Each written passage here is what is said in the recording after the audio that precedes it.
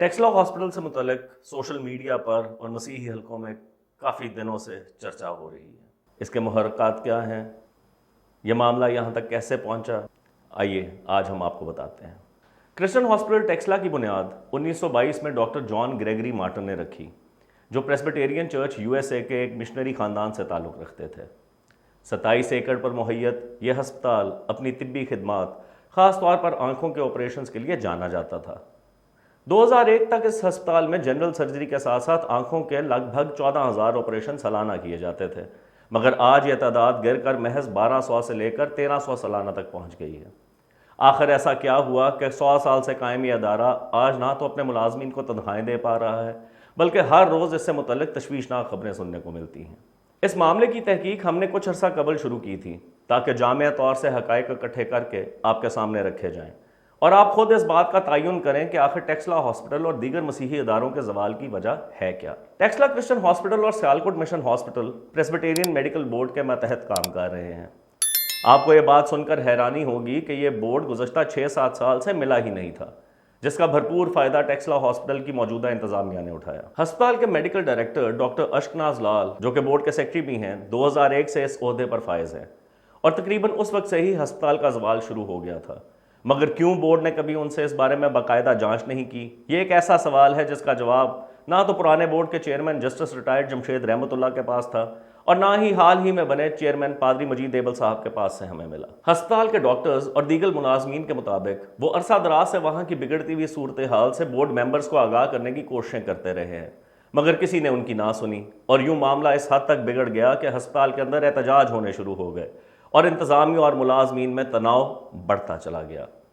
अस्पताल मुलाजमीन के मुताबिक अदारे के जवाल की एक बड़ी वजह एमडी साहब का अपने करीबी रिश्तेदारों को अहम ओहदों पर तकर्रुर करना और उनकी मुबैना करप्शन और नाअहली को तहफ़्फ़ुज़ देना है। मुलाजमीन के मुताबिक एमडी साहब ने 2018 में अपने दामाद सुहेल सूरी साहब को अस्पताल का एडमिनिस्ट्रेटर मुकर्रर किया, हालांकि उनके पास ना तो इससे मुतल्लिक तालीमी काबिलियत थी और ना ही तजर्बा। इसके अलावा डॉक्टर अशनास की बेटी डॉक्टर जीबिया सूरी भी इसी अस्पताल में बतौर एमओ काम कर रही हैं। मुलाजमीन के मुताबिक एमडी साहब ने बोर्ड को एतमाद में लिए बगैर एक मुकामी वकील को अस्पताल का लीगल और बिजनेस डेवलपमेंट एडवाइजर मुकर्रर कर दिया, जिन्होंने मसीही मुलाजमीन के गिर्द घेरा मजीद तंग कर दिया और नए कॉन्ट्रैक्ट की आड़ में उनको 2 ऑप्शंस दिए कि या तो वो चुप करके मैनेजमेंट की हाँ में हाँ मिलाते जाएं या नौकरी छोड़ दें। आपको ये सुनकर भी हैरत होगी कि पंजाब हेल्थ केयर कमीशन ने 10 जून 2021 को एक रिपोर्ट इशू की, जिसके मुताबिक एमडी साहब और उनकी साहबजादी दोनों ऑपरेशंस करने के मजाज नहीं है क्योंकि उनके पास मुतल्लिका क्वालिफिकेशन नहीं थी। कमीशन ने इसके अलावा भी अस्पताल में कई बड़ी खामियों की निशानदही की और अदारे पर जुर्माना भी आयद किया, जो आप उनकी रिपोर्ट में पढ़ सकते हैं। कमीशन को इतने सालों के बाद एमडी साहब की क्वालिफिकेशन चेक करने का ख्याल तो आया, मगर वो और दीगर अदारे शायद ये नहीं जानते थे कि एमडी साहब, जो कि बोर्ड के सेक्रेटरी भी हैं, उनको मुर्दे जिंदा करने का फन भी आता है। जी हाँ, यकीन नहीं आता ना? चलिए हम बताते हैं। बोर्ड के सेक्रेटरी साहब ने 2020 में बोर्ड की रजिस्ट्रेशन की रिन्यूअल की दरख्वास्त रजिस्ट्रार जॉइंट स्टॉक कंपनी को जमा करवाई। यहाँ ये बात जहन में रखिएगा कि बोर्ड गुज़श्ता 6-7 साल से मिला ही नहीं था, जबकि कानून के मुताबिक रिन्यूअल हर साल करवानी होती है और उसमें एजीएम्स और तमाम मीटिंग्स के मिनट्स भी जमा करवाने होते हैं, जिसमें अदारे से मुतल्लिक किए गए तमाम फैसले दर्ज होते हैं। इन तमाम दस्तावेज़ात को बोर्ड का चेयरमैन अपने हाथ से तस्दीक करता है और फिर ये कागजात रजिस्ट्रार को सबमिट करवा दिए जाते हैं, जहां से उनको मुख्तलिफ सरकारी अदारों को वेरिफिकेशन के लिए भेजा जाता है। यह बात आप सबके लिए हैरत अंगेज होगी कि 2020 में बोर्ड की रिन्यूअल लिस्ट में कम से कम 2 ऐसे मेंबरान भी शामिल हैं जिनका इंतकाल हुए कुछ अरसा गुजर चुका है, मगर इन साहब ने ना सिर्फ रिन्यूअल कागजात पर साइन किए हैं, बल्कि चेयरमैन जमशेद रहमतुल्लाह साहब ने एक एफिडेविट पर इस बात की तस्दीक भी की। तमाम मेंबरान ने उनकी मौजूदगी में मीटिंग मिनट्स पर साइन किए थे। चेयरमैन साहब और सेक्रेटरी साहब ने तो मुर्दा हिसाब जिंदा कर दिए। हमारी लाहौर पुलिस ने सोचा कि वो भी इस कार्य खैर में अपना हिस्सा डालें और उन्होंने भी इन 2 इशहास के जिंदा होने की तस्दीक कर दी। ये सब कैसे हुआ, इस बात की तफसील में जाने की ज़रूरत नहीं, मगर अगर कोई भी शख्स इस पुलिस रिपोर्ट को चैलेंज करता है तो ना सिर्फ मज़कूरा अफसरान बल्कि बोर्ड के जिम्मेदारान के लिए भी खासी मुश्किल हो सकती है। इसके अलावा बोर्ड में शामिल दीगर मेंबरान को साल से चलती अपनी रुकनीत का पता तब चला जब अस्पताल के कुछ मुलाजमीन ने परेशान होकर उनको अप्रोच किया और उनको ये बात बताई। गुज़श्ता सालों की तहरीरी कार्रवाई भी यकीनन ऐसे ही मुबैना जालसाजी से की गई होगी, जिसकी मुकम्मल छानबीन होनी चाहिए ताकि अपनी नाअहलियों और जुराइम को छुपाने वाले इन जिम्मेदारान का एहतसाब हो सके। इस 2020 की रिपोर्ट की बुनियाद पर अस्पताल के 3 मुलाजमीन ने बोर्ड की कानूनी हैसियत को अदालत में चैलेंज किया है और हमारी इतला के मुताबिक इस वक्त हालिया बोर्ड यह कोशिश कर रहा है कि किसी तरीके से सर पर इस मंडलाती तलवार से बचा जा सके। हमारी इतला के मुताबिक अस्पताल इंतजामिया ने इन तमाम मुलाजमीन बशमूल 7 मसीही डॉक्टर्स को जिन्होंने उनके नाअहली और जराइम से पर्दा उठाया था, उनके खिलाफ मुख्तलिफ हथकंडे इस्तेमाल करने शुरू कर दिए हैं ताकि उनको उनके किए की सजा दी जाए। हमने बारहा कोशिश की कि MD साहब और उनके दामाद एडमिनिस्ट्रेटर साहब से उनका इन इल्ज़ामात पर मौक़िफ़ लिया जा सके, मगर दोनों हजरात ने अपने दफा में कुछ कहना मुनासिब नहीं समझा। एक ज़िम्मेदार सहाफ़ती इदारा होते हुए हम उनको इस बात की यकीन दहानी करवाते हैं कि वो जब भी इन इल्ज़ामात की तरदीद और अपनी सफाई में कुछ कहना चाहेंगे, हम उनकी बात भी आपके सामने पेश करेंगे। इस मामले पर हमारी गुज़श्ता बोर्ड के मेंबर और हालिया बोर्ड के चेयरमैन पादरी मजीद एबल साहब से भी बात हुई, मगर उनसे पहले हम आपको टेक्सला हॉस्पिटल में गुज़श्ता 30 साल से काम करने वाले डॉक्टर फीलिक्स गिल से की गई गुफ्तगू सुनाते हैं ताकि आप सब पर सूरत हाल मजीद वाज़े हो जाए।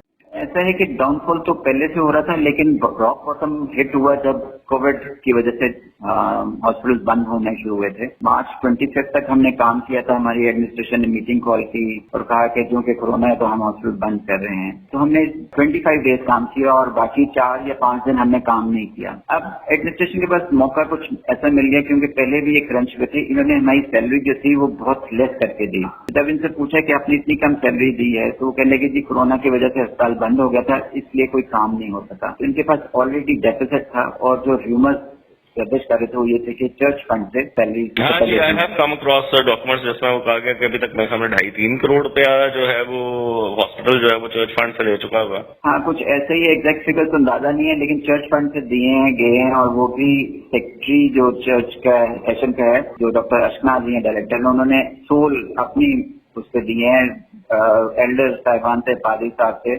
मशवरा किए बगैर। ये आउटस्टैंडिंग सैलरीज कितनी है, कितने माह से पे नहीं हुई है स्टाफ को?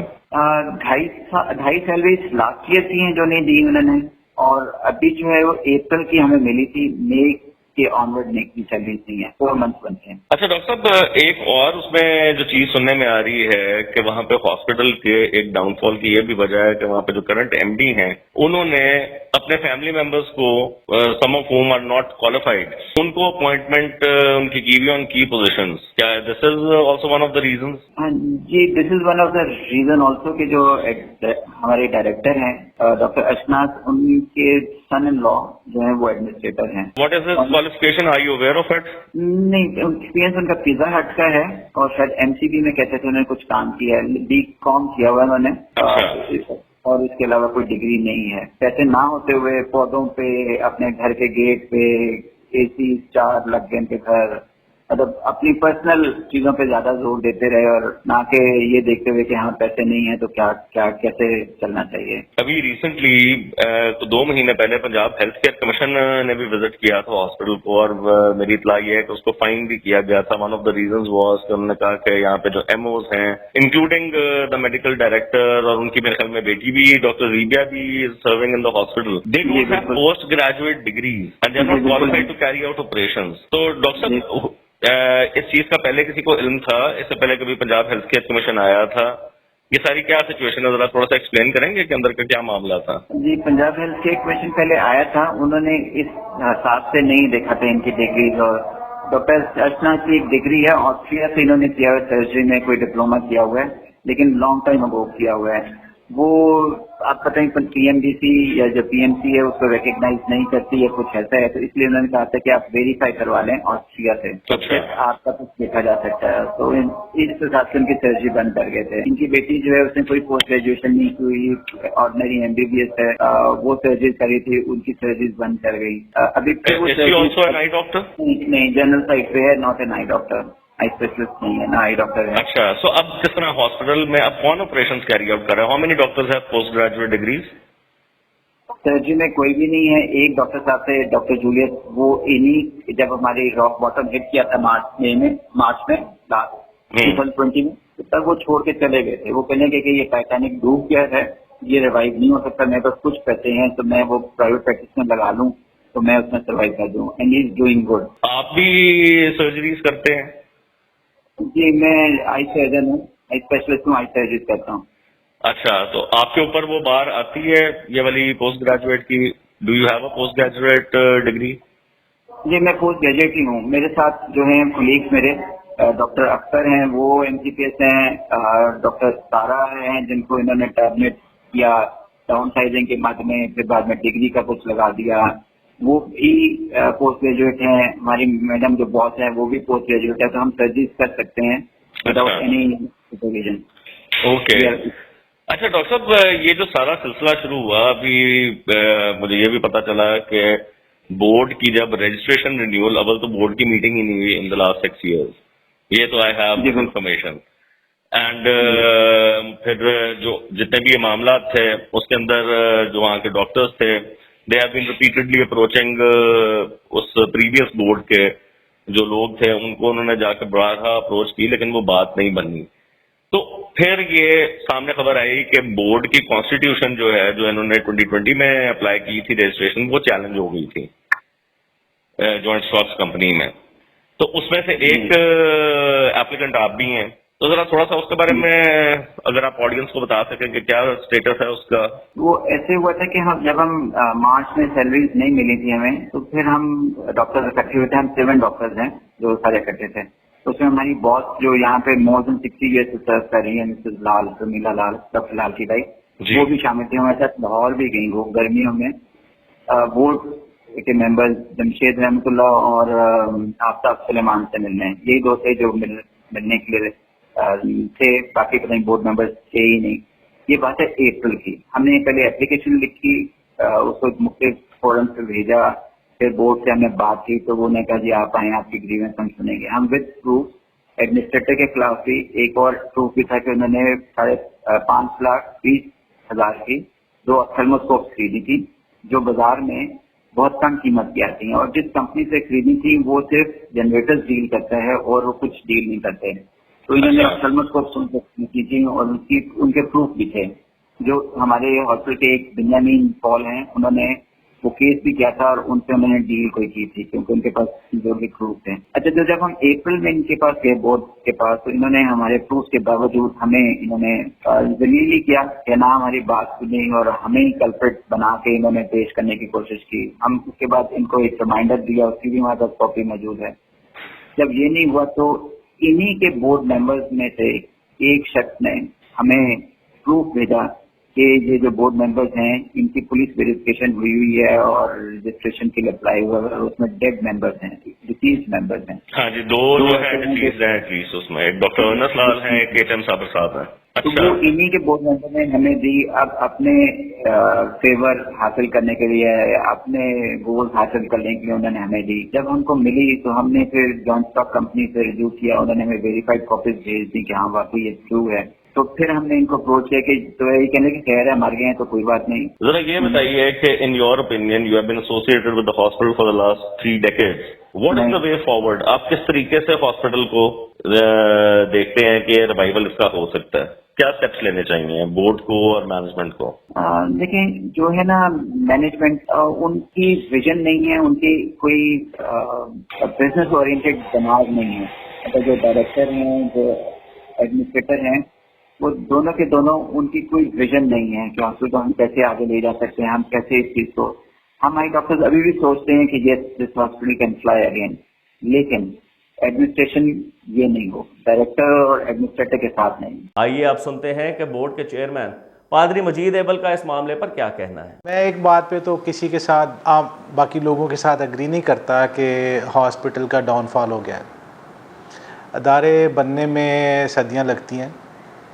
ये अदारा वर्ल्ड रिनोन अदारा रहा है। यहाँ पे मौजूद डॉक्टर्स जो हैं उन्होंने वर्ल्ड इंटरनेशनल हिस्ट्री भी में की है, और अभी जो कुछ बुरहान का वक्त है तो हम इसको डाउनफॉल नहीं कह सकते। बाकी जिन इश्यूज़ की तरफ आपने पॉइंट आउट किया है, नेपोटिज़म और इंटिमिडेशन और बाकी जो बातें हैं, मैं समझता हूँ कि कुछ बातों में किसी हद तक सच्चाई है और कुछ बातें एग्जैजरेटेड हैं। हाल ही में बोर्ड की मीटिंग हुई है और बहुत से इश्यूज़ और मैटर्स ब्रिंग अप किए गए, बड़ी तफसील से बात भी हुई और आगे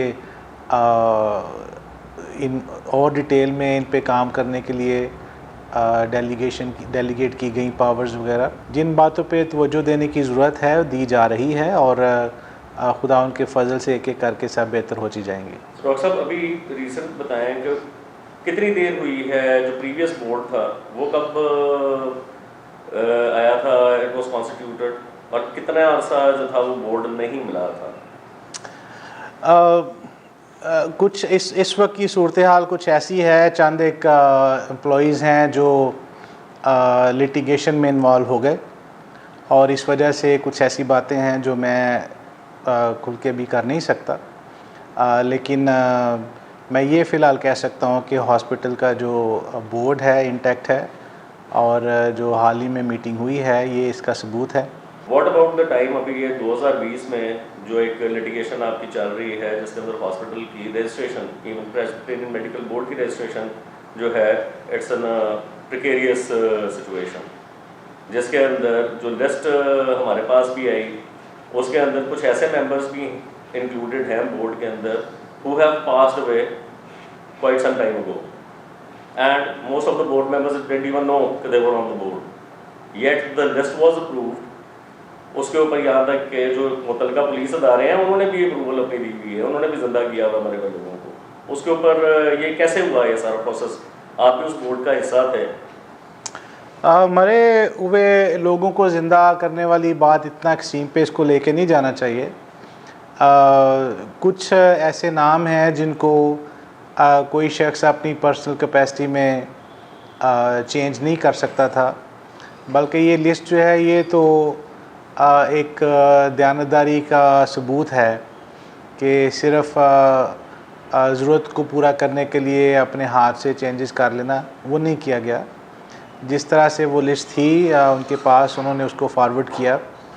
मेरा ख़्याल है कि लिस्ट को सबमिट करते वक्त इतना कोई कानूनी इसमें ना पहलू था ना कोई बदनीयती थी, क्योंकि अगर ये नाम उस लिस्ट में ना भी होते तो भी रजिस्ट्रेशन हासिल करने में कोई रुकावट नहीं थी। तो यानी कि जितनी भी पुलिस वेरिफिकेशन वगैरह हुई, it was done without proper verification, that is नहीं, ऐसा है कि कुछ चूँकि 2/3 मेजॉरिटी से बोर्ड की मीटिंग्स होती रहती हैं, तो कभी ऐसा भी होता है कि कुछ लोग जो अवेलेबल नहीं हैं और उनका पता भी ना हो कि वो क्या उनका स्टेटस है। इतना बड़ा इशू नहीं है कि इसको इस कदर उठाया जाए। जो स्टाफ हर्ट हुए, कोई उनके वहाँ पे प्रोफेशनल इश्यूज़ थे, ये मैं भी आपको बताना चाहता हूँ कि उनका लोकल स्टैंडर्ड भी नहीं है इसको चैलेंज करने का। They are not eligible to challenge the registration of the board. अच्छा डॉक्टर साहब, जो अपॉइंटमेंट है of the medical director doctor Ashkenaz, उसके ऊपर बहुत सारे सवाल उठ रहे हैं कि जब से ही has taken over the hospital has been on a downward, अपनी उस पर हो जा रहा है, डाइग्रेस कर रही है चीज़ें। फिर उन्होंने अपने ही जो है फैमिली के लोग वो अपॉइंट किए, administrators also related to him. Is the administrators appointment validated by the previous board? ये जो पहले आपने सवाल किया डॉक्टर अशकनाज के बारे में, वो ड्यूली अपॉइंटेड हैं बाय द बोर्ड, और मैं उस वक्त बोर्ड पे नहीं था जब उनको अपॉइंट किया गया या उस वक्त क्या सूरत हाल थी। लेकिन पिछले 2 साल में ख़ास तौर पे कोरोना की वजह से पूरी दुनिया में अफेक्ट हुए हैं मामलात, और टेक्सला हॉस्पिटल भी बहुत ज़्यादा सफ़र किया है।